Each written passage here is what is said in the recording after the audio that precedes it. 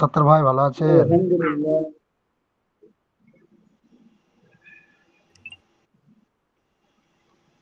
Only 2 hours.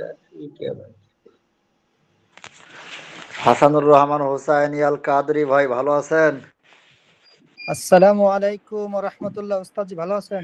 ওয়ালাইকুম আসসালাম ওয়া রাহমাতুল্লাহ। আলহামদুলিল্লাহ ভালো আছেন তো? সকল সাথীরা ভালো আলহামদুলিল্লাহ, আছেন? আল্লাহ আরকাদি শুকরিয়া। আল মাজ বান্দারি মাদ্দাজিল্লাহুল আলী। হুজুর হুজুর মনে হয় চলে আসছে, লাগলে চলে আসছেন।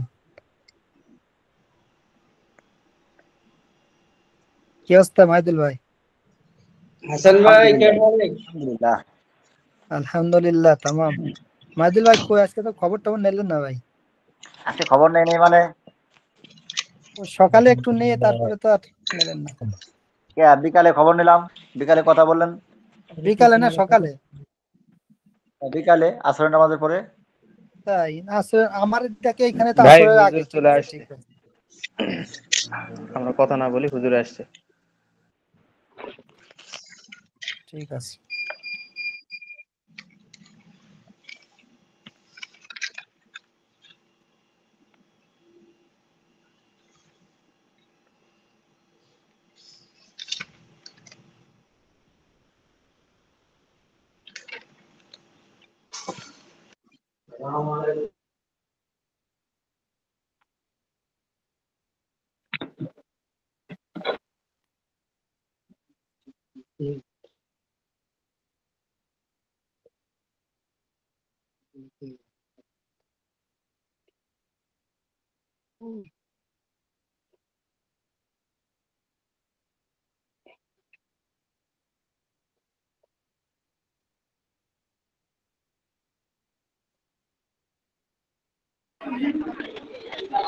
আসসালামু আলাইকুম রহমতুল্লাহ।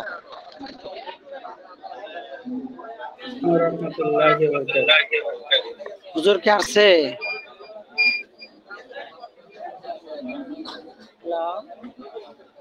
হ্যালো। এখনো আসেনি। ও আচ্ছা আচ্ছা, কই হুজুর আমি তো আজকে তো ক্লাস করতে পারতেছি না, আমি তো ওই আপনার এয়ারপোর্টে আসছি।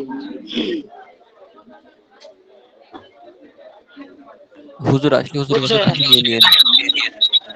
তাহলে হুজুর তো এখন আসে নাই, তাহলে ছুটি নেব তাহলে কিভাবে? আসসালামু আলাইকুম রহমতুল্লাহি ওয়া ওয়ালাইকুম বারাকাতুহু। আসসালাম। হুজুর ভালো ওয়ালাইকুম আছেন? আসসালাম। আসসালামু জি আলাইকুম আলহামদুলিল্লাহ। রহমতুল্লাহ। ভালো আছেন? আসসালামু আলাইকুম রহমতুল্লাহ। হুজুর ভালো আছেন? আলহামদুলিল্লাহ আলহামদুলিল্লাহ। আপনারা সবাই কেমন আছেন? হ্যালো। আলহামদুলিল্লাহ। আলহামদুলিল্লাহ। হ্যালো। আপনাদের ওখান থেকে খুব বেশি আওয়াজ আসছে।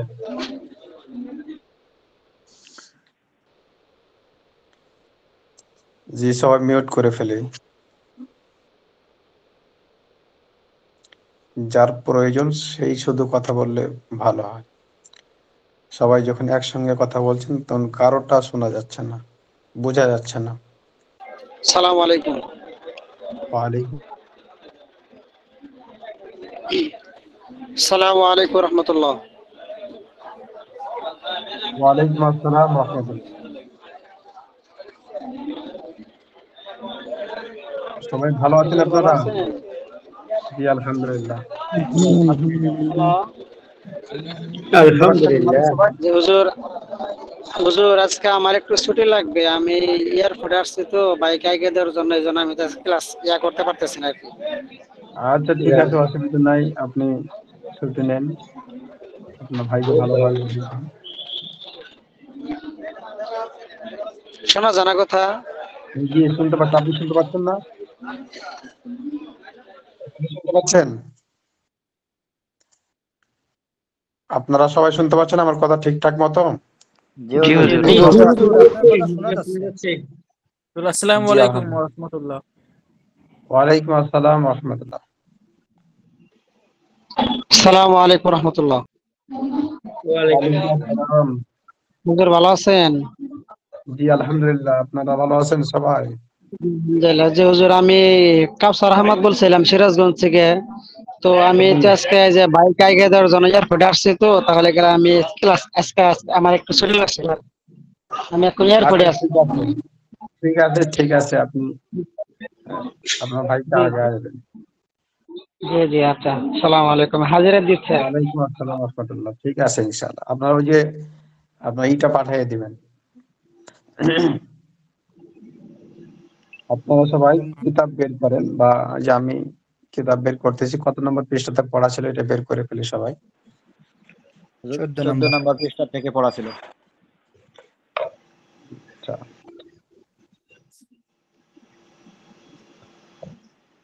আব্দুল সত্তার ভাই মিউট করে ফেলেন আপনি।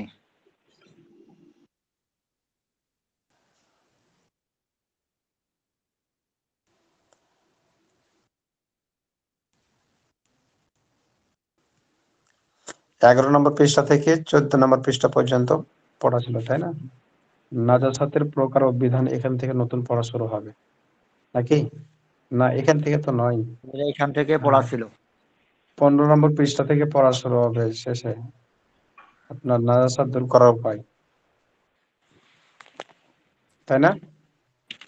জি হুজুর, এটা 16 নম্বর পৃষ্ঠা শুরু, নাজাসাত দূর করার উপায়, এখান থেকে নতুন পড়া শুরু হবে।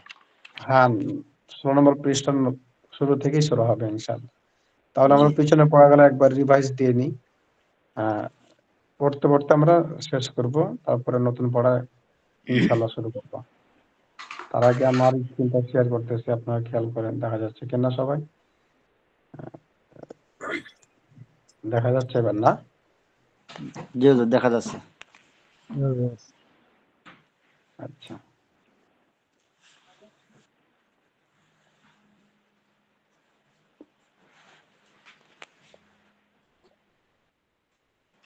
এটা কি করা লাগে?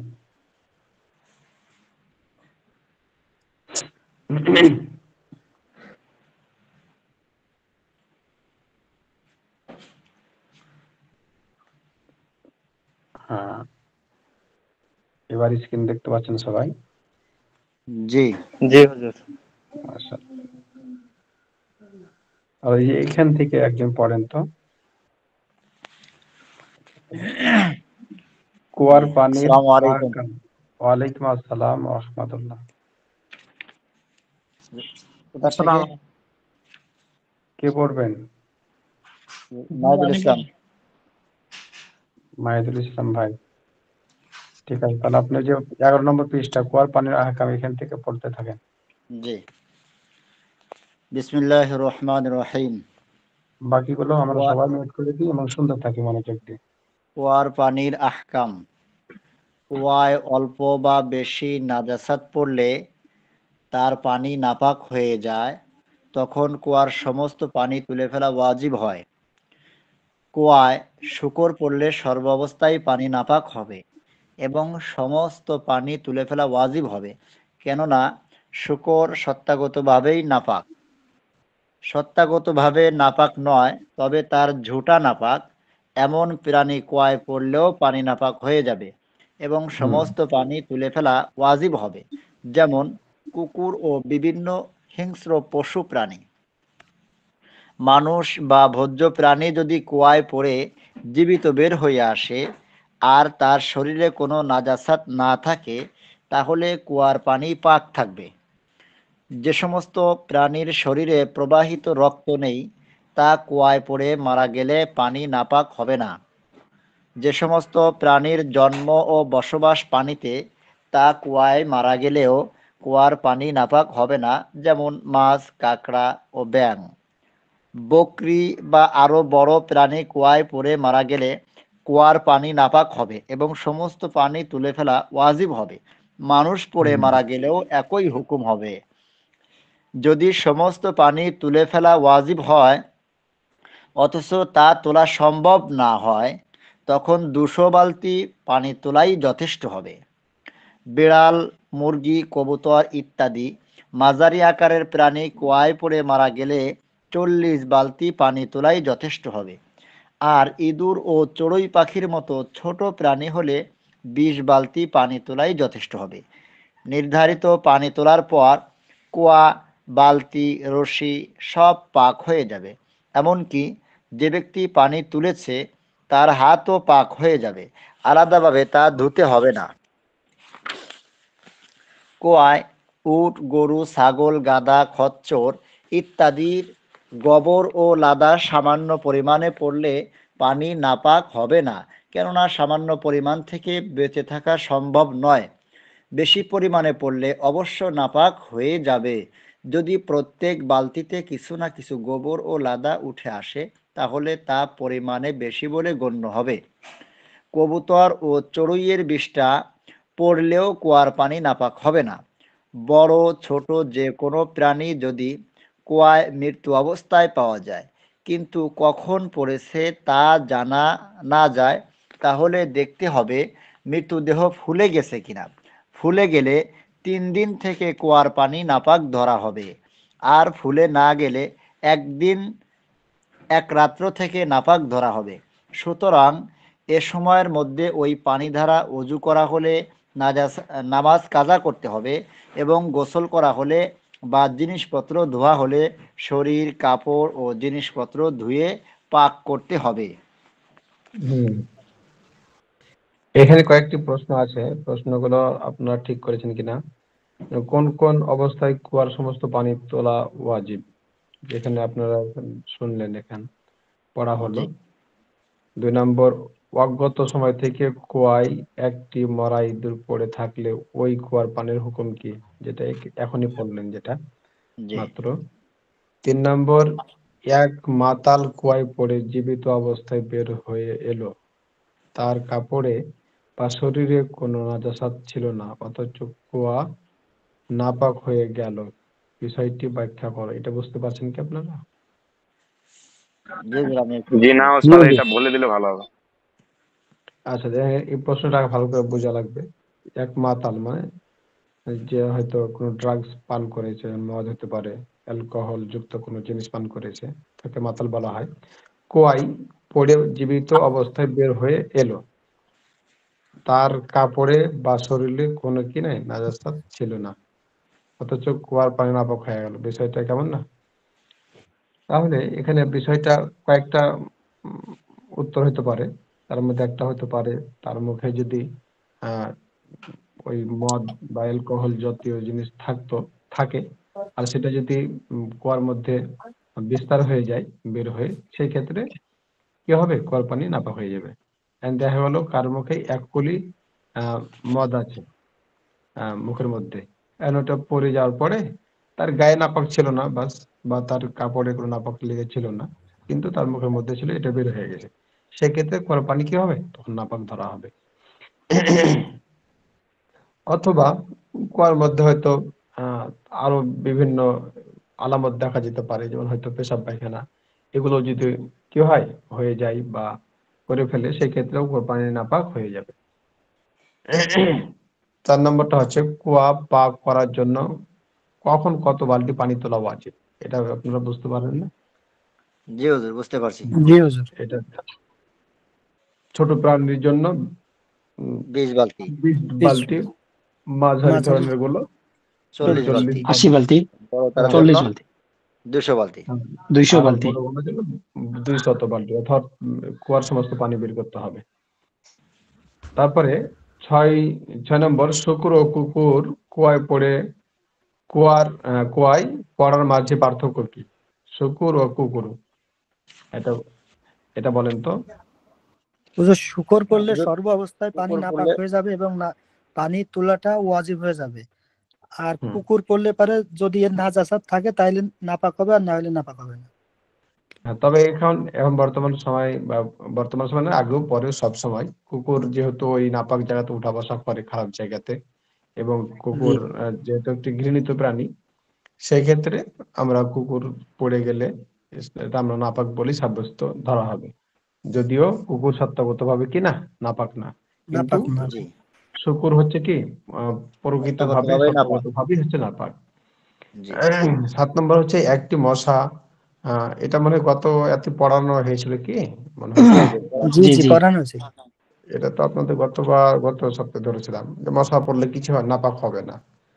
তারপরে ইস্তেঞ্জার আদব, জি এটা বলেন তো, এখানটা একজন পড়েন, ঠাস ঠাস করে পড়েন, একটু দ্রুত পড়েন। জি বিসমিল্লাহির রহমানির রহিম।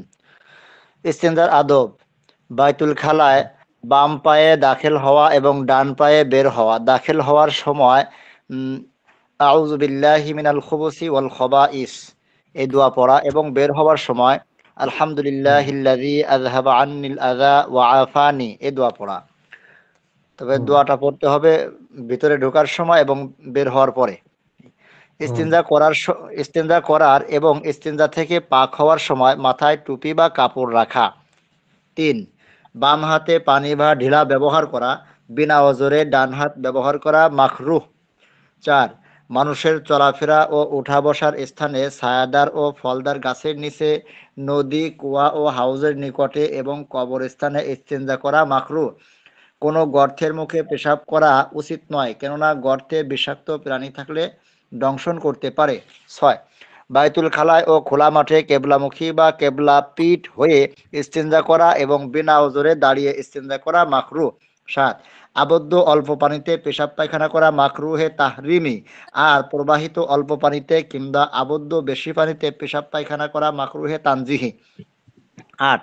ইস্তিনজা করা এবং ইস্তিনজা থেকে পাক হওয়ার সময় তিলাওয়াত বা জিকির করা মাকরুহ। ইস্তিনজার সময় বিনা প্রয়োজনে কথা বলা মাকরুহ। অবশ্য যদি অন্ধ বা অসতর্ক ব্যক্তি গর্তে পড়ার বা হোঁচট খাওয়ার আশঙ্কা দেখা দেয়, তাহলে তাকে সতর্ক করা আবশ্যক।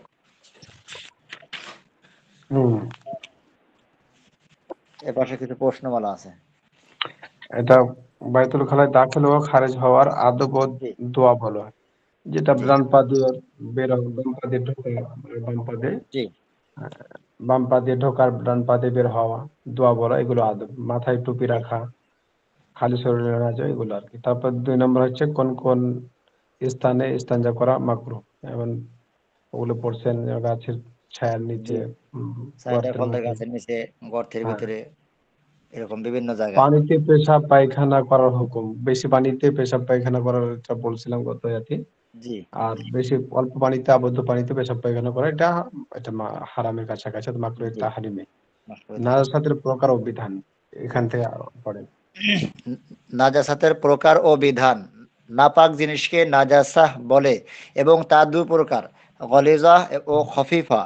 গলিজ নাজাসাত হলো রক্ত, মদ, মুর্দারের গোশত, চর্বি ও চামড়া, অভোজ্য প্রাণীর পেশাব, কুকুর ও সকল হিংস্র প্রাণীর পেশাব, পায়খানা, লালা ও ঘাম, হাঁস মুরগির পায়খানা এবং মানুষের শরীর থেকে যেসব জিনিস বের হলে অজু ভেঙে যায় সেসব জিনিস, যেমন রক্ত, পুজ, পেশাব, পায়খানা, মুখ ভরা বমি ইত্যাদি।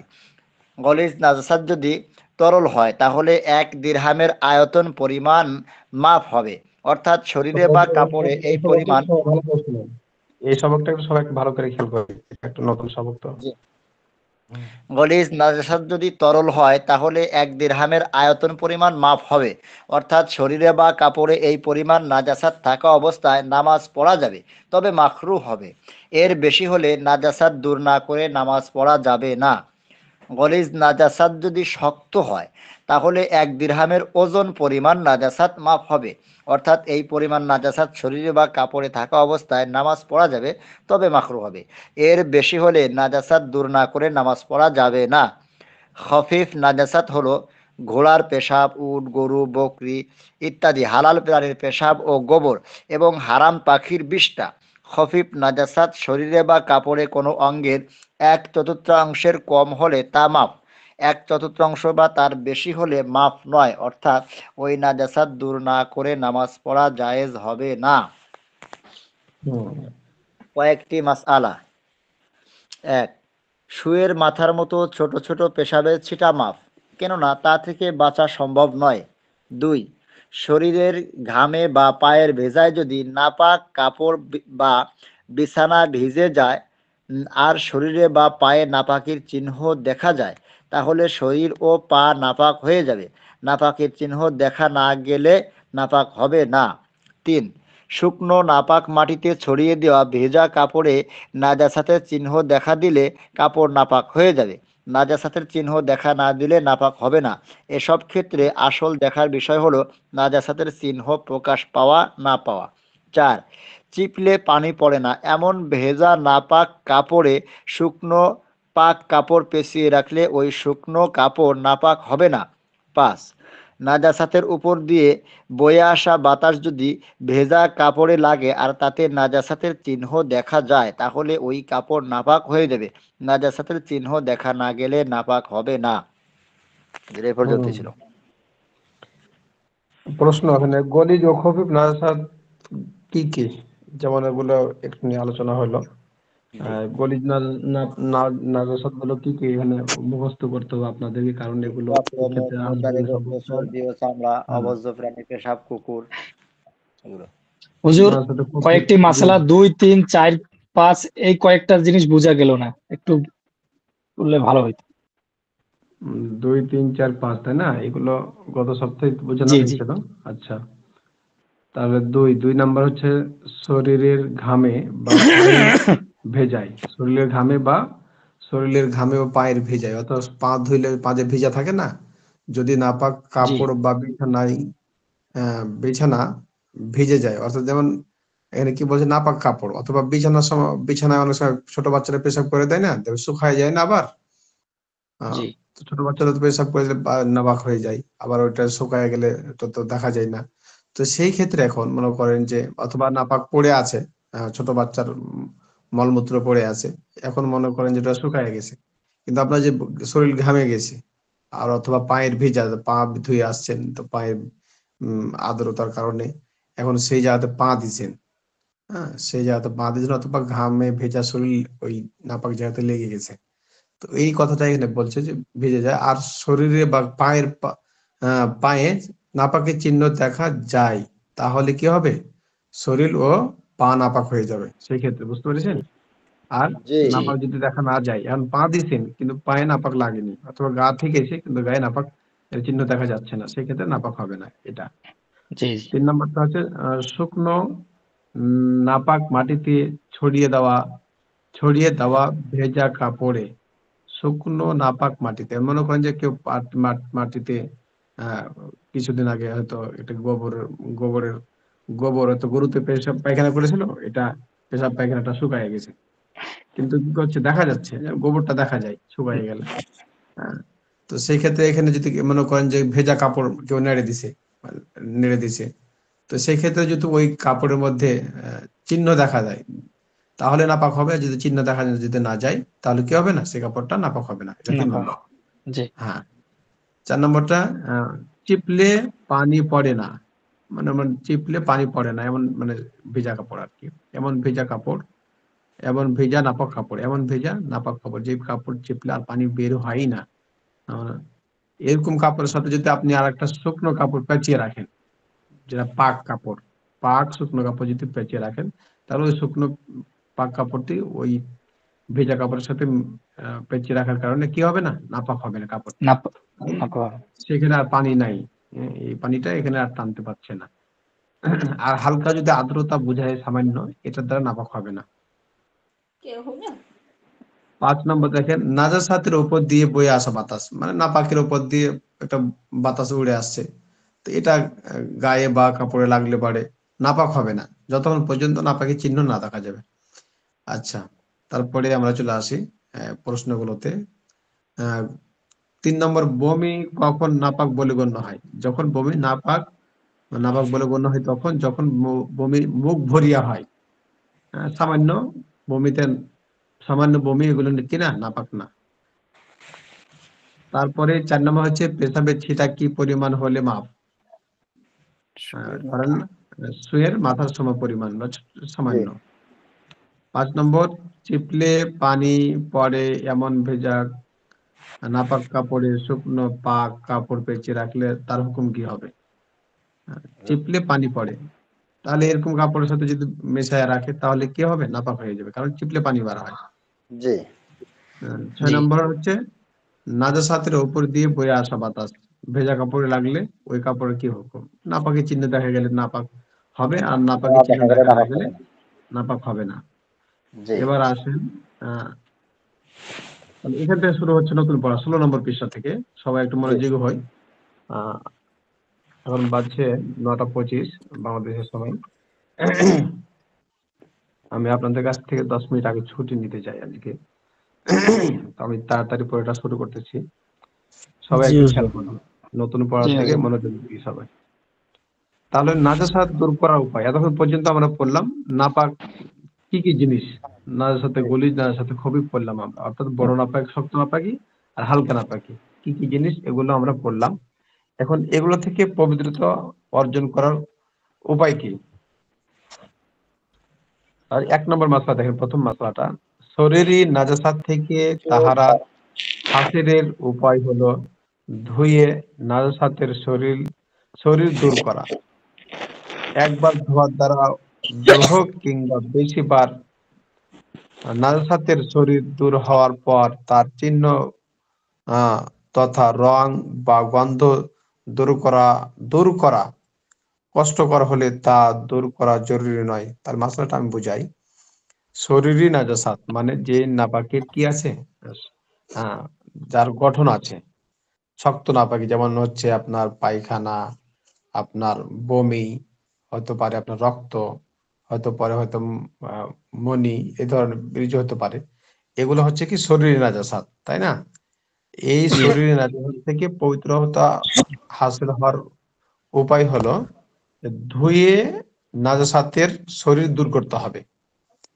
হ্যাঁ, যতক্ষণ পর্যন্ত কাপড় বা আহ, গায়ে যতক্ষণ পর্যন্ত এটা দূর না হয় ততক্ষণ পর্যন্ত এই কাপড় বা শরীর পাক হবে না। একবার ধোয়ার দ্বারা হোক, মনে করেন যে একবার ধুয়ে যদি আপনার পরিপূর্ণ ফ্রেশ হয়ে যায়, সেই ক্ষেত্রে কি হয়ে যাবে, একবার ধোয়ার দ্বারাই পবিত্র হয়ে যাবে।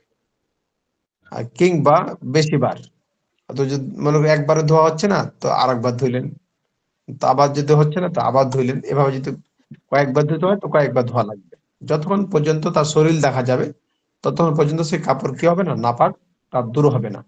আর যতক্ষণ পর্যন্ত শরীর ঝাইল হয়ে যায়, অর্থাৎ দূর হয়ে যায়, নাপাকের চিহ্ন দূর হয়ে যায়, তো আহ, তখন কি হয়ে যাবে, শরীর বা কাপড় পাক হয়ে যাবে। নাজের সাথে শরীর দূর হওয়ার পর, এখন নাজের সাথে শরীর মানে তার কোনো চিহ্ন নাই, শরীর দূর হয়ে গেছে, চিহ্ন তথা রং বা গন্ধ। এর মনে করেন অনেক সময় রক্ত কিন্তু নাপাক, তাই না? রক্ত কিন্তু নাজের সাথে গলিজ। এই রক্ত সাদা কাপড়ে লেগে গেলে বলেন তো অনেক কষ্ট করে তার দাগ উঠাতে হয়। কিন্তু জি যদি রক্তের সামান্য দাগ থেকে যায়, লাল লাল ভাব থেকে যায়, কিন্তু ধুইছেন আপনি অনেক মজবুত করে, সব ভালোভাবে ধুইছেন, তার আর কোনো কি নাই, রক্তের মনে করেন যে যে দলা দলা ভাবটা কিছুই নাই। এটা ওটা ঝাইল হয়ে গেছে। তাহলে সেই ক্ষেত্রে হালকা যদি লাল থেকেই যায়, তাহলে তাও ওই কাপড়টা কি হবে, পবিত্র হয়ে যাবে। কারণ ওটা দূর করাটা কি না, কষ্টকর হলে দূর করাটা জরুরি না।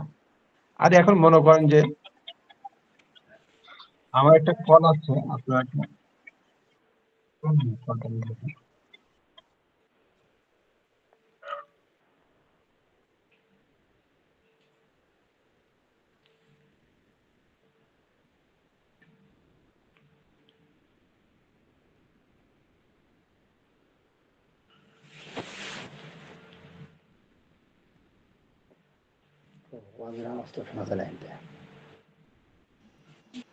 ডিস্টার্ব হয়েছে মনে হয়। কেউ কথা বলেন না, হুজুর মোবাইলে কথা বলতেছে।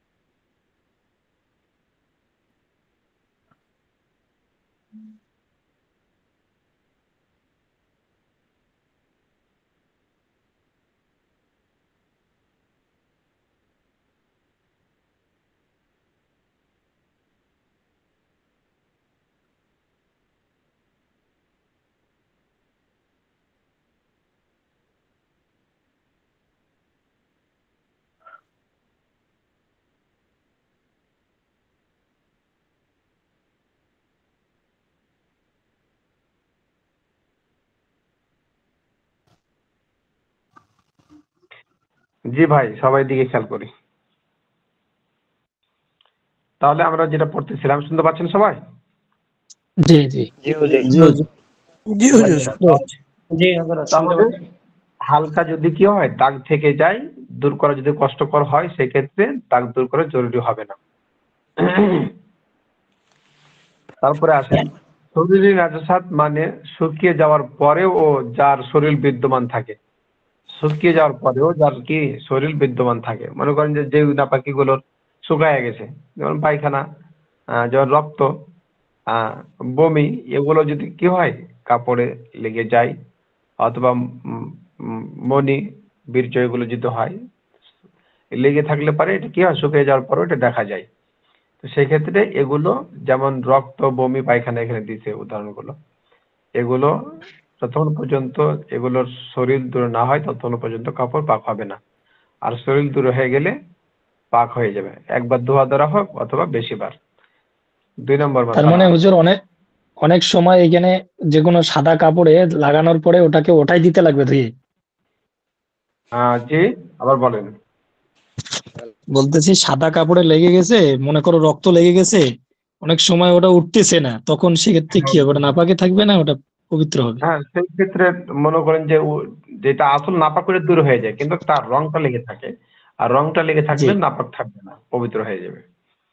হুম। জি। আচ্ছা, তারপরে মাসলাতে আসি। ওয়া শরীরি নাজাসাত থেকে তাহারাত হাসিল করার উপায় হলো নাজাসাত দূর হওয়ার প্রবল ধারণা হওয়া পর্যন্ত নতুন নতুন পানি দিয়ে ধুতে থাকা। দেখেন, একটা শরীরে নাজাসাতের মাসালা চলে গেল, ধোয়া কিভাবে ধুয়ে পাক করতে হবে ওটা আমরা জানতে পারলাম। এবং 2 নম্বর মাসালা আছে, এটা ওয়া শরীরি, যে নাজাসাতের কোনো শরীর বা গঠন নাই। ওয়া শরীরি নাজাসাত থেকে তাহারাত হাসিল করার উপায় হলো নাজাসাত দূর হওয়ার প্রবল ধারণা হওয়া, নাজাসাত দূর হওয়ার প্রবল ধারণা হওয়া পর্যন্ত নতুন নতুন পানি দিয়ে ধুতে থাকা। তবে ফকিগণ সহজতার জন্য প্রতিবার নতুন পানিতে 3 বার ধোয়ার কথা বলেছেন। চিপা সম্ভব জিনিসগুলো ক্ষেত্রে প্রতিবার পানির ফোঁটা পড়া বন্ধ হওয়া পর্যন্ত চিপতে হবে। অশরীরী নাজাসাত মানে শুকিয়ে যাওয়ার পর যার শরীর থাকে না, যেমন শুধু দাগ থাকে, যেমন কি পেশাব, মদ, এগুলো কি থাকে, এগুলো শুকিয়ে গেলে তার দেখা যায় না। দেখা যায় কি, শুকিয়ে গেলে আর দেখা যায় না। তো এই সমস্ত নাপাকি গুলো আহ মনে করেন যে শরীরে লেগে গেছে, অথবা মনে করেন যে জামাতে বা কাপড়ে লেগে গেছে, সেই ক্ষেত্রে ধোয়ার নিয়মটা হলো যে এটাকে উম, এটা ধোয়ার সময় প্রবল ধারণা হতে হবে যে না, এখন আর তার কি নাই, আর অপবিত্রতা ভিতরে নাই। এটাকে চিপা সম্ভব হলে পরে 3 বার চিপ দিবে, যতক্ষণ পর্যন্ত পানি বের হয় পানি বের করে ফেলে আবার ধুতো করবে। এটা ফকিগণ বলছেন যে 3 বার ধুয়ে 3 বার নতুন নতুন পানি দ্বারা 3 বার ধুবে, 3 বার চিপবে। তাহলে সেই ক্ষেত্রে একটা প্রবল ধারণা এসে যাবে যে না, পবিত্র হয়ে গেছে।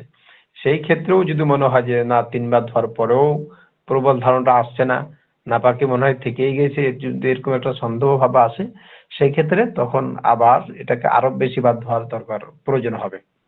কিন্তু এখানে যেটা অশরীরী নাজাসাত, সেটা হচ্ছে অন্তত পক্ষে 3 বার 3 বার নতুন পানিতে ধোয়া, 3 বার নতুন করে চিপা, তাহলে পরে ইনশাল্লাহ পবিত্র হয়ে যাবে।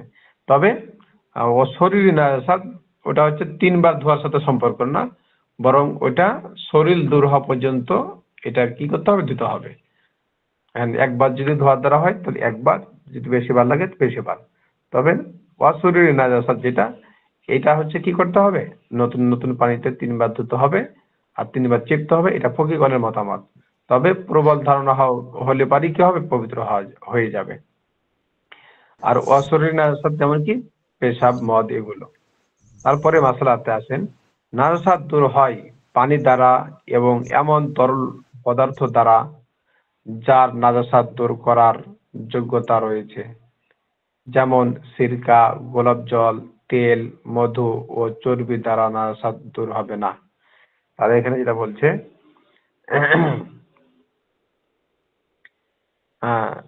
নাজাসাত দূর হয় কি দ্বারা, পানি দ্বারা এবং এমন তরল পদার্থ দ্বারা যার নাজাসাত দূর করার যোগ্যতা রয়েছে। তো কি কি জিনিসের যোগ্যতা রয়েছে? দেন একটা 2 নম্বর একটা টিকা আছে। হ্যাঁ, ও দেখেন টিকাটা এখানে আরবিতে লেখা আছে। হ্যাঁ, তুজালু ওয়া তুজালুন নাজাসাতু বিল মাই ওয়া বিকুল্লি মাইন। তারপর লেখা আছে মুজাইয়িলিন অথবা মুজাইলিন, তারপরে কাল খাল্লি, তারপরে ওয়া মাইল ওয়ারদি।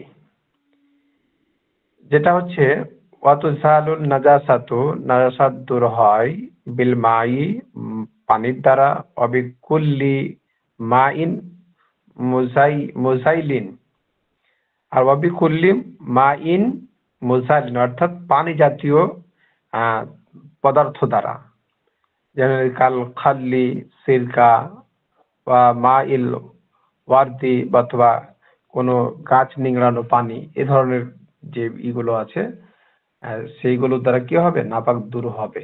তবে এখান থেকে যেটা আমরা বুঝতে পারলাম, নাজাসাত দূর হয় পানির দ্বারা আর এমন তরল পদার্থের দ্বারা যার দ্বারা নাজাসাত দূর করার যোগ্যতা আছে।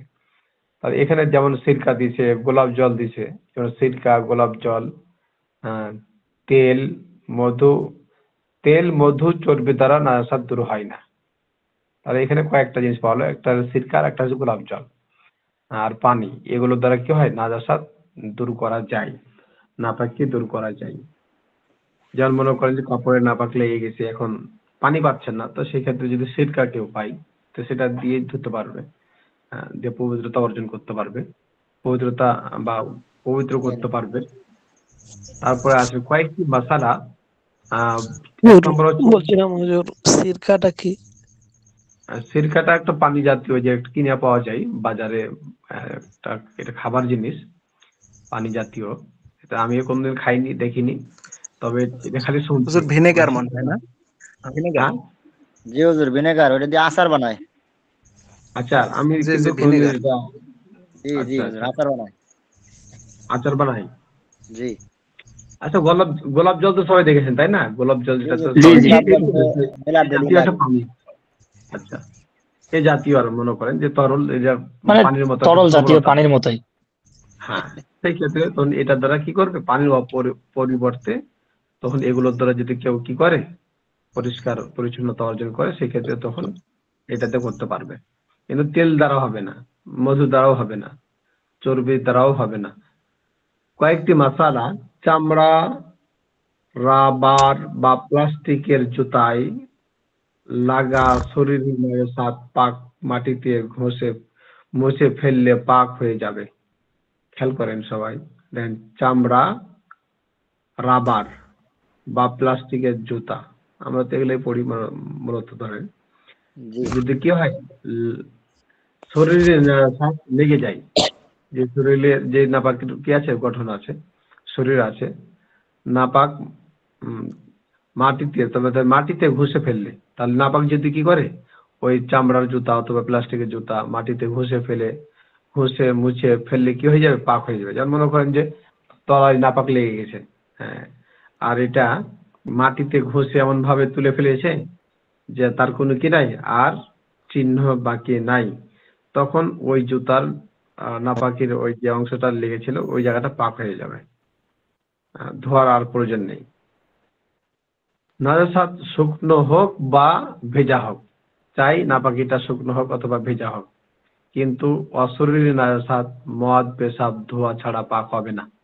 দেখছেন, সেই ক্ষেত্রে আপনি যতই ঘষা দিন, পেশাব ভরে গেছে, কিন্তু আপনি মাটি দিয়ে ঘষা দিয়েও আর পাক করতে পারবে না। আর কল দিচ্ছে কেন? আচ্ছা, তাহলে পবিত্র করার নিয়মটা হলো কি, যদি শরীরে নাজাসাত লাগে তাহলে এটা ঘষে ফেলে পাক হয়ে যাবে, কিন্তু অশরীরী নাজাসাত অর্থাৎ রক্ত, পেশাব, মদ, পেশাব, এগুলো ধোয়া ছাড়া পাক হবে না। 2 নম্বর ছুরি।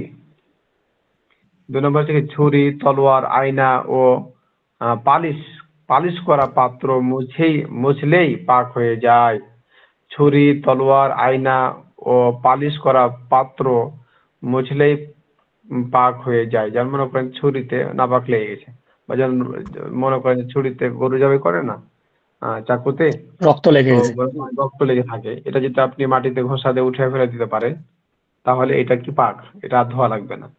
তো সেরকম ভাবে জি। তলোয়ার, আয়না, আয়না তো এটা তো মনে করেন অনেক জিনিস, সিল্কি জিনিস, তো মনে করেন কাঁচের মধ্যে লাগলে বা কাঁচের গিলাসে তুলে ফেলা যাওয়া, এটা যদি কি কয় ঘষে উঠিয়ে ফেলে দেওয়া যায় তাহলে পাক হয়ে যাবে। ঠিক অনুরূপ ভাবে পালিশ করা পাত্র, মনে করেন যে এখন যে পাত্রগুলো পাওয়া যায় সবই তো পালিশ, মনে করেন সিলভার, কাস্টিং, এই ধরনের সবগুলো এগুলো পালিশ করা থাকে, যেহেতু এগুলোর মধ্যে যদি ঘষে উঠিয়ে ফেলা দেওয়া যায় সেক্ষেত্রে পাক হয়ে যাবে। তারপরে 3 নম্বর, মাটি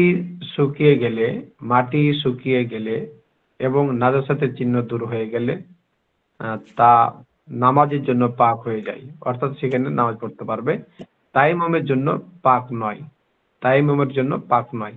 তাহলে মাটি শুকিয়ে গেলে, মনে করেন এক জায়গাতে কেউ পেশাব করে দিয়েছিল, সেই জায়গাটা শুকায় গেছে আর পেশাবের আর্দ্রতা নাই, তো সেক্ষেত্রে এই মাটির উপরে নামাজ পড়তে পারবে, কিন্তু ওই জায়গাতে এখনো কি করতে পারবে না, তায়াম্মুম করতে পারবে না। তারপরে আসেন 4 নম্বর, মুর্দার পশুর চামড়া। হ্যাঁ, বলছি যে মানে আমি তো জানি না ওই জায়গায় পেশাব করেছে, হয়তো জানি না, সেটার বিষয়ে কি হবে একটু বললে ভালো হতো। আচ্ছা, জানি না তো সেই ক্ষেত্রে তো আপনার জন্য মাপ, জানলে আমরা দেখছেন আপনি না, ইয়াতে। সেই হ্যাঁ, মাসালাটাও সামনে আসতে পারে, যখন আসে তখন বলবেন। হ্যাঁ, তাহলে এখানে হুজুর যে এরকম মাসালা, হইতে হুজুর এরকম হইতে পারে না, মনে করে আমি এমন এক জায়গা থেকে মাটি নিয়ে আসলাম, ওটা টাইমের জন্য ইউজ করলাম, কিন্তু ওটা কবে কখন যে ওটাতে পেশাব করেছে সেটা তো আমার জানা নেই। হ্যাঁ এটা তো আলাদা বিষয়, কিন্তু এখানে যেটা তাহলে তো বলছি মাপ সেটা মাপ হচ্ছে যে থাকবে। মনে করেন যে এক জায়গাতে পেশাব করছে, আপনি দেখেছেন, এটা আবার আচ্ছা মনে করেন যে শুকায় গেছে রোদ্রে, মনে করেন যে আহ একদিন আগে পেশাব করছে, পরের দিন রোদ্রে মনে করেন সব শুকায় তার নেস্তনাবোধ হয়ে গেছে, কিছুই নাই, আর্দ্রতা, পেশাবের আর্দ্রতা দেখা যাচ্ছে না, সেই ক্ষেত্রে আপনি ওইখানে দাঁড়িয়ে নামাজ পড়তে পারবেন। এটা নামাজের জন্য পাক হয়ে গেল, কিন্তু যেহেতু আপনি দেখছেন যে গতকালকে সে পেশাব করেছে, ওই জায়গার মাটির দ্বারা তায়াম্মুম করাটা তখন নিষেধ। এটা বহুদিন হয়ে গেলে কোনো অসুবিধা নাই, কিছুদিন পার হয়ে গেলে বা 5-7 দিন পার হয়ে গেলে তখন আর ওই মাটির দ্বারা তায়াম্মুম করতে কোনো নিষেধ নাই, যেহেতু আপনি দেখছেন গতকালকে পেশাব করেছিল, এখন আর ওই মাটির দ্বারা তায়াম্মুম করার দরকার নেই, এটাই বোঝাচ্ছে আর কি। জি। 4 নম্বর, মুর্দার পশুর চামড়া দাবাগত করার দ্বারা পাক হয়ে যায়। দাবাগত মানে ওষুধ দিয়ে রোদে শুকিয়ে বা মাটি মেখে চামড়াকে শোধন করা। তাহলে এখানে যেটা বলছে দাবাগত হচ্ছে মুর্দার পশুর চামড়া, মুর্দা অর্থাৎ একটা গরু মারা গেছে, মনে করেন এই মরা গরুকে যদি কেউ কি করে, তার চামড়াটাকে খাড়ায় নাই, মানে এটাকে চামড়াটাকে ছিলে নাই, তারপরে যদি কি করে দাবাগত করে, এই যে যেখানে দাবাগত করার সিস্টেমটা বললো, যেমন দাবাগত মানে ঔষধ দিয়ে রোদে শুকিয়ে বা মাটি মেখে চামড়াকে শোধন করা হয়, তাহলে এই চামড়াটা পাক হয়ে যাবে। এমনি তো এই গরুটা জীবিত অবস্থায় এটা হালাল বা পবিত্র থাকে, কিন্তু এটা মরে গেছে যেহেতু, আর মুর্দার পশুর চামড়া খালিয়ে নেওয়ার কারণে এটাকে দাবাগত করলে পাক হয়ে যায়, এই কথাটাই এখানে বলতেছে আর কি। তাহলে দাবাগত করবে কি দিয়ে, ঔষধ দিয়ে, অথবা আগের যুগে মাটি দিয়ে করতো, লবণ টবণ দিয়ে, এখনো যেহেতু কি করে লবণ টবণ মাখায়, ওষুধ দিয়ে এগুলোকে দাবাগত করা হয় বিভিন্ন কেমিক্যাল দিয়ে, সেই ক্ষেত্রে তো এটা কি হয়ে যায়, এটা পরিপূর্ণ পাক হয়ে যায়।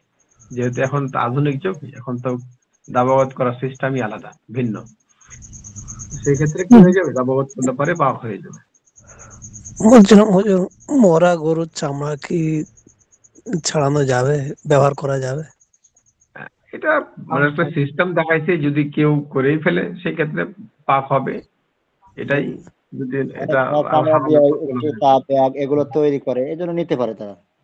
হ্যাঁ, তবে এখন আর যেহেতু অ্যাভেলেবল চামড়া পাওয়া যাচ্ছে, সেই ক্ষেত্রে এখন এটা করতে দেখা যায় না কাউকে, আমি কোন দেখিনি, আপনারা হয়তো দেখছেন কিনা, এরকম দেখা যায় না আর কি। তবে এটা সিস্টেমটা এরকমই দেখা, এখান থেকে যেটা পাওয়া গেল মশলা থেকে, এটা পাক হয়ে যাবে। দাবাগত করলে কি হবে? পাপ হয়ে যাবে। এরকম রেওয়াজ নাই। আচ্ছা, তারপরে আসেন 5 নম্বর, যে কোনো পশুর চামড়া শরীয়তি জবাই করার দ্বারা পাক হয়ে যায়। এবার দেখছেন 5 নম্বরটা কত সুন্দর একটা মাসলা। যে কোনো পশুর চামড়া মানে যেগুলো আমরা ভোজ্য প্রাণী, তারপরে অভোজ্য প্রাণীর পশুরও আসবে, চামড়ার কথাও আসবে।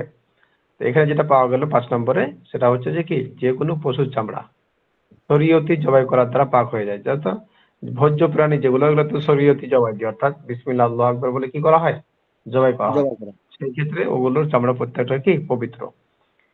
তারপরে আসেন মানুষের চামড়া দাবাগত দ্বারা পাক হয়। মানুষের চামড়া দাবাগত দ্বারা পাক হয়, তবে চিকিৎসায় বা অন্য কিছুতে তা ব্যবহার করা জায়েজ নয়।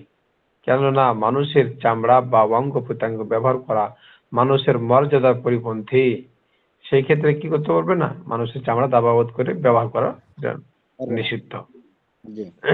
7 নম্বর, মৃত্যুর পর রক্ত শরীরে মিশে যায় বলে শরীর নাপাক হয়ে যায়। তাই কি বলো? মৃত্যুর পর রক্ত শরীরে মিশে যায় বলে শরীর নাপাক হয়ে যায়।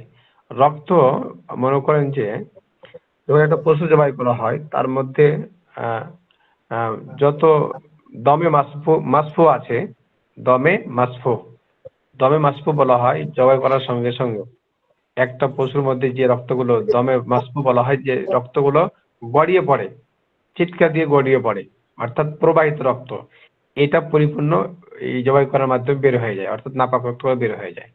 বাকি জবাই করার পরে যে রক্ত কিছু থেকে যায় শরীরের মধ্যে, এটা নাপাক না। হ্যাঁ, বোঝা গেল কি? তাহলে একটা গরু জবাই দিলেন, মনে করেন গরু জবাই করার পরে তার গলা দিয়ে জবাই করার ওই অংশ দিয়ে যে রক্তগুলো বের হয়ে গেল, ওইটাই শুধু নাপাক। আর এখনো কিছু হয়তো গোস্তের মধ্যে কিছু লাল রক্ত থাকে না, হালকা পাতলা, সেই রক্তটা নাপাক না, ওটা দমে মাসফুটাই শুধু নাপাক। তাহলে সেই ক্ষেত্রে এখানে যেটা বলছে, মৃত্যুর পর রক্ত শরীরে মিশে যায় বলে শরীর নাপাক হয়ে যায়। তাহলে তো ওই রক্তের যে দমে মাসফু যেটা ছিল ভিতরে, যেটা প্রবাহিত রক্ত, ওই রক্তটা তো তার মৃত্যুর সঙ্গে সঙ্গে তার গোস্ত হাড্ডির মধ্যে মিশে যায়, তাই না? তো ওটা তো নাপাক। সুতরাং শরীরে যে সব অংশে রক্তের প্রবেশ নেই তা নাপাক হবে না। যেমন চুলে রক্ত যাওয়ার কোনো সম্ভাবনা নাই। তারপর পালক, যেমন মোরগ, হাঁস মুরগি, এগুলো পালক আছে, এগুলো তো রক্ত যায় না। শিঙে যায় না, হাড় এগুলো যায় না। একটু আপনারা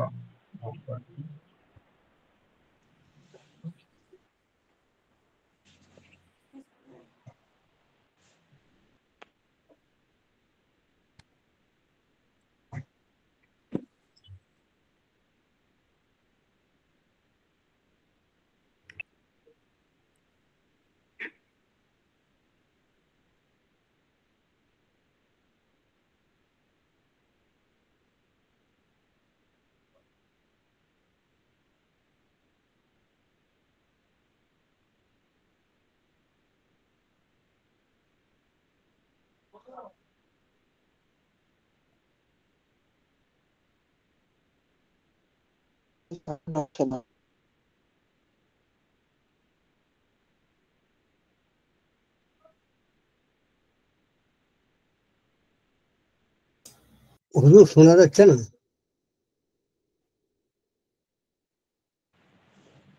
আসসালামু আলাইকুম, হুজুর শোনা যাচ্ছে না? আমি না নোট করার পরে। আচ্ছা, ঠিক আছে, এই যে খেয়াল করেন সবাই। 7 নম্বর যেটা বলছে, মৃত্যুর পর রক্ত শরীরে মিশে যায় বলে শরীর নাপাক হয়ে যায়। সুতরাং শরীরে যে সব অংশে রক্ত প্রবেশ নেই তা নাপাক হবে না, হয় না। যেমন চুলে রক্ত যায় না, পলকে রক্ত যায় না, শিঙে রক্ত প্রবেশ নাই, হাড়ে নাই। তবে চর্বি লেগে থাকলে চর্বির কারণে তা নাপাক হবে। হ্যাঁ, যেহেতু চর্বির মধ্যে রক্ত প্রবেশ করতে পারে। তাহলে মৃত্যুর পশুর রক্ত যতক্ষণ পর্যন্ত মৃত্যুর পশুর রক্ত যেহেতু তার বের হওয়ার কোনো সম্ভাবনা বের হয় না, সেই ক্ষেত্রে রক্ত যখন তার শরীরের মধ্যে মিশে যায়, তখন রক্তের কারণে তার শরীর কি হয়ে যায়? নাপাক হয়ে যায়। তাহলে হুজুর এ 6 পর্যন্ত নাম্বারটা আমরা, একটু বললে।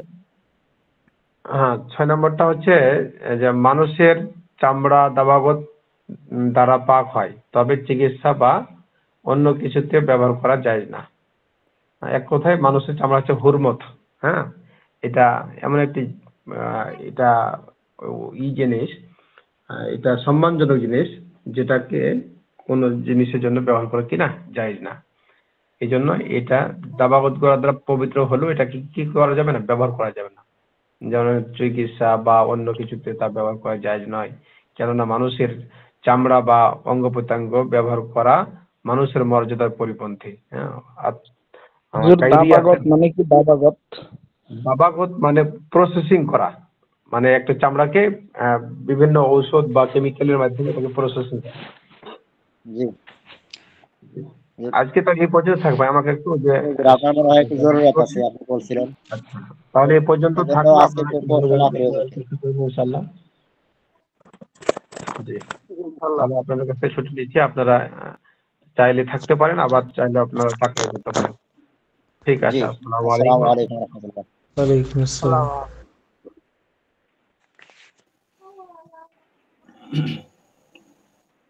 চলে গেছে না? জি হযরত। নাইজেল ভাই, আমরা তাকরার গ্রুপে যাই নাকি? জি, তাকরার গ্রুপে সবাই চলেন তাকরার গ্রুপে আসেন। আমি লিংকটা দিচ্ছি এক্ষুনি, আমি আজকে দিইনি তো, দিচ্ছি এখন। আমিন। লিংকে আপনি আসবেন, পাশে পড়েন না।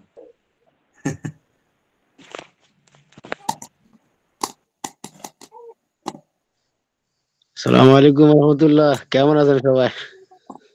আলহামদুলিল্লাহ ওয়ালাইকুম আসসালাম। ওয়ালাইকুম আসসালাম রাহমাতুল্লাহ।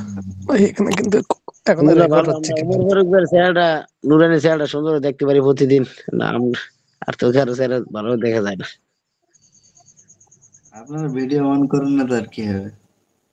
না আলহামদুলিল্লাহ ভালো। মানে না কি আমরা অবশ্য কাজে থাকি তো বুঝছেন, এর কারণে আর কি আসি না বুঝছেন। কাজে থাকি অথবা কাজের ফাঁকে ফাঁকে। ভিডিও অন করলে সবাই সবাইকে চিনবে। মানে ভিডিওটা মনে অন রাখলে ভালো যেমন বুঝছেন। যেমন আমাদের আমাদের মেহেদী হাসান ভাই, কত নুরানি চেহারা দেখো। এর চেহারা দেখলে সবাই চিনতে পারবে। কেন কোনো কারণ আছে?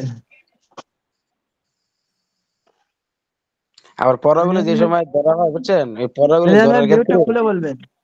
সবাই যদি চেহারা অন করে রাখে তাহলে সুন্দর হয় বুঝছেন। পড়া এলে বোঝা যায় যে সবার কার কি চেহারা অবস্থা। সবসময় সমান, মানে মেহেদী হাসান সব রকম ভাইকে তো তো সবাই থাকে না। চিনতে পারবে, সবসময় ভিডিও থাকে না। ঠিক আছে ভাই, ক্লাস রেকর্ড হচ্ছে, সবাই বার হয়ে যায়।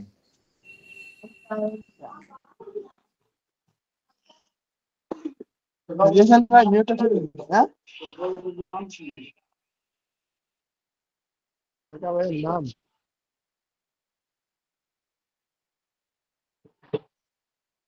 এসব শেখা শিখি এরকম। এসব শেখা শিখি। এসব শেখা শিখি এরকম নাম আছে।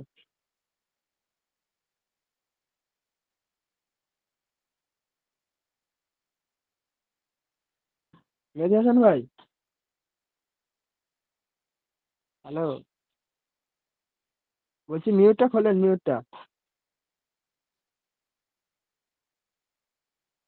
মিউট আরে অন আমি এতক্ষণ ধরে বেকার কথা বলছি। সি সি সি সি। আমি সেখান থেকে বলছি মিউট খোলেন, মিউট খোলেন। আমি লক্ষ্য করি নাই, বুঝলেন? যে আরে আবু মিউটটা সৈয়দ ভাই খুলে আপনার ছাড়ুন। বাড়ি কই? আরে ঘরে বাড়ি এই তো। মানে বলছি কোন ডিস্ট্রিক্ট?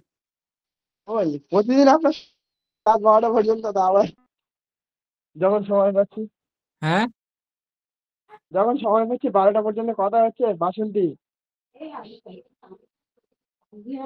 মনে হচ্ছে না ভাই। আমি কি আপনার সঙ্গে বাসন্তী, কথা বলছিলাম? হ্যাঁ রাতে বলছিলেন যে মানে শত লাস্টে আমি মানে গ্রুপ থেকে গেলাম যে এরকম কিছু মনে করবেন না, কি মানে একটা ঝামেলা হয়েছিল, আর তুলে দরকার নেই। ও আচ্ছা আচ্ছা আচ্ছা আচ্ছা আচ্ছা। তো মানে আপনার বাড়ি তো ইন্ডিয়াতে না? হ্যাঁ ইন্ডিয়াতে। আচ্ছা, ইন্ডিয়াতে নিয়ে আপনি কোন ডিস্ট্রিক্ট বললেন? সাউথ 24 পরগনা। হুম।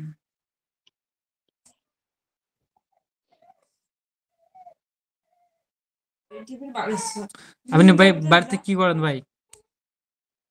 বাড়িতে আজকে দুটো ভাইপোর সুন্নতি কাজ হলো, আজকে বাড়িতে ছিলাম। আচ্ছা, মাশাআল্লাহ। আপনি কি নতুন নাকি? মানে এবারে ১ম মানে এলেন এই? না এর আগে মাদ্রাসায় হ্যাঁ, পড়ছিলেন? এর আগে মাদ্রাসায় খারিজি মাদ্রাসায় পড়েছিলাম। হাফিজে দুবারে হাফিজ পেয়ে চলে এসছে। হ্যাঁ বলো। উম আর মানে 2016-তে ছেড়ে দিয়েছি, 16-তে। মানে আর ইয়াদও ভালো মতো নেই। আচ্ছা। মানে আগে আপনি হাফিজে হিফজ পড়ছিলেন। মানে ২ পড়া অব্দি পড়ছেন। তারপরে ছেড়ে দিয়েছেন। হুম।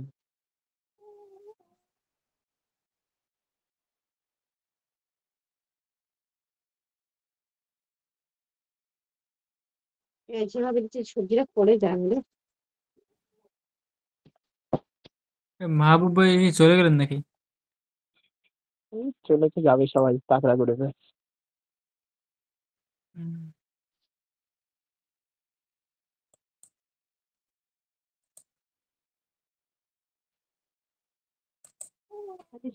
Kung tara, hindi man siya haditihan niya hadik John Chacha. Kambis na ang pagkasa ko po. আচ্ছা আবু সাইদ ভাই আপনি কি বই নিয়ে আসছেন? অর্ডার করে আসছেন না আপনি পিডিএফ দেখে পড়েন? একটা কথা বলবো? হ্যাঁ, আমার আব্বাজি আলেম, হ্যাঁ? ঠিক আছে?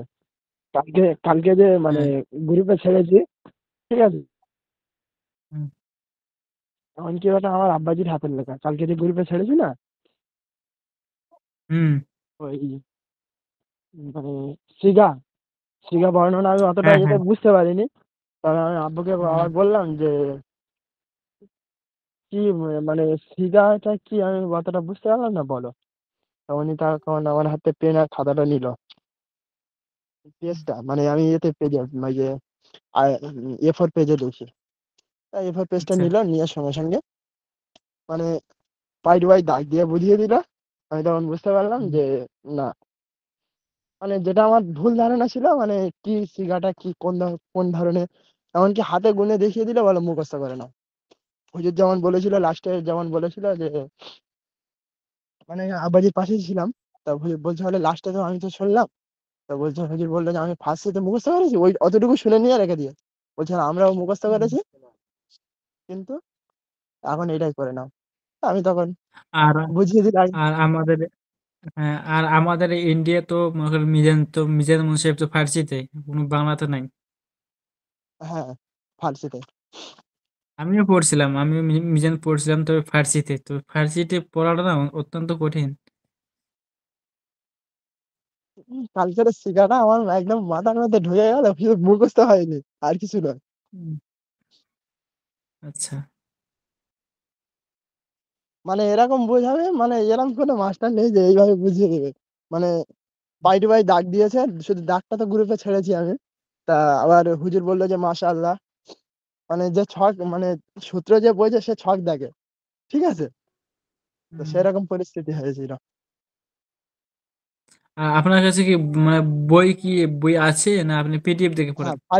ফার্সি বই আছে এবং পিডিএফ দেখে পড়ছি। আর মানে এদিকে ফেকা বই, ফেকা হাদিস, মেশকাত অলরেডি আমার কেনা, অলরেডি আগে আগে থেকে আছে। না আমি বলছি ক্লাসের বইয়ের কথা বলছি। ক্লাসের যে বইগুলো আছে ওগুলা কি আপনার কিছু হাতে নেই, আছে না আপনি কিছু নেই, কিছু নেই, শুধু ওলট পালট মানে আগে পিছে করা আছে, আর কিছু নেই। শুধু পড়াটা কোথায় আছে, সূচিপত্র ধরে খুঁজে নিলে ব্যাস। উম, আপনি তো বইগুলো বার করে নিতে পারেন। মানে পিডিএফ গুলো বার করে নিতে পারেন। আমার প্রিন্টারটা খারাপ হয়ে গেছে। উম, এই যেমন আমি বার করে নিয়েছি। এই দেখেন।